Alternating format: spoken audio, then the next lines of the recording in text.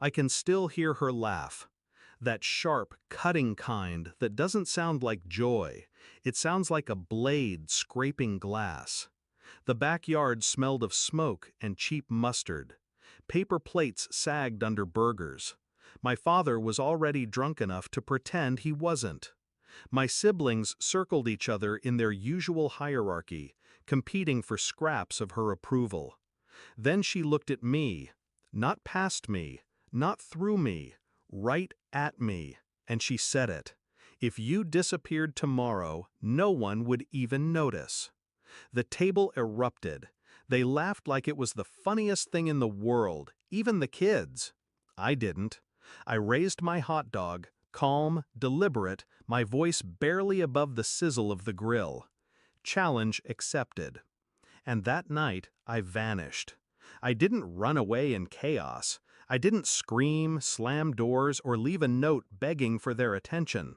That would have been too easy for them, something to dismiss, to mock.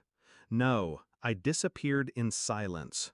I drained my accounts the week before, sold what little I owned in cash.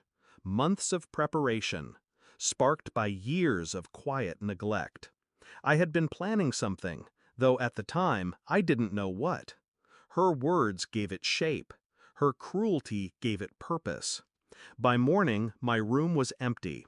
Phone off, identity shed like dead skin. To them, I was gone. At first, I watched from a distance. Not physically, I wasn't stupid. But records, traces, the little paper trails families leave behind. My sister's social posts, my father's credit slips, my mother's smiling face at church luncheons, pretending her family was whole. The first week, nothing. They joked about me, I'm sure, said I was dramatic, that I couldn't last.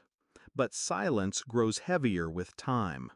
By the second month, they stopped mentioning me in public.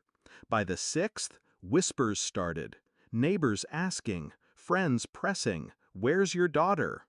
My mother smiled through it. She's fine, off doing her own thing. But I knew the cracks were forming.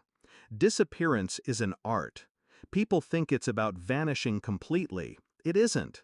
It's about leaving just enough shadow to haunt. So I fed the silence. An anonymous card slipped into their mailbox on Christmas with no signature. A voicemail left late at night, just breathing, then a click.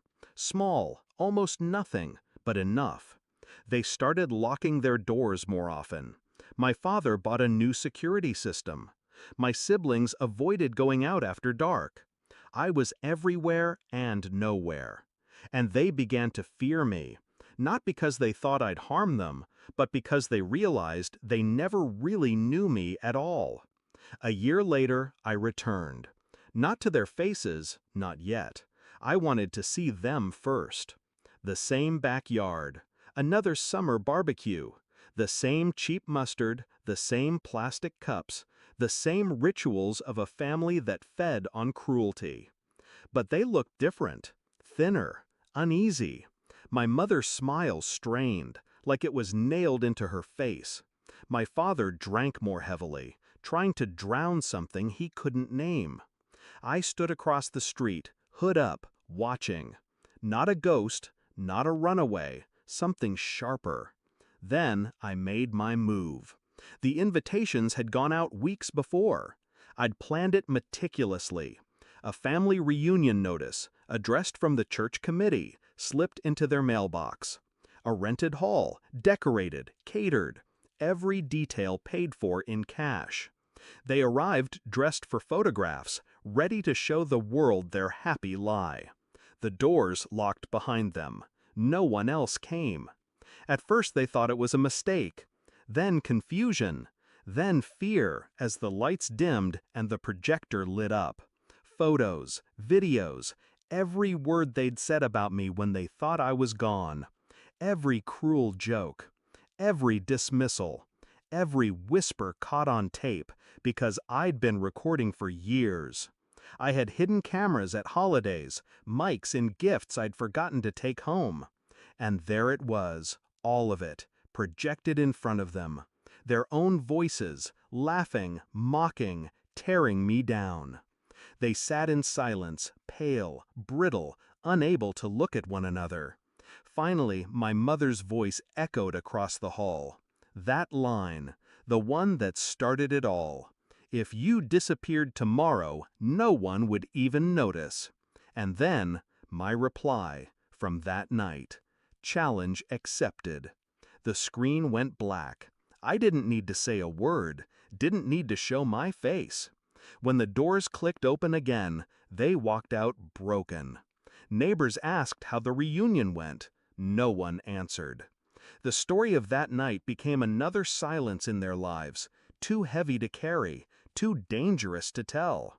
And me? I'm still gone, still vanished, but not forgotten. Never again forgotten. She was wrong. When I disappeared, they noticed. They'll never stop noticing. That's the beauty of revenge. It isn't fire, it isn't blood, it's silence. A silence so loud it drowns them.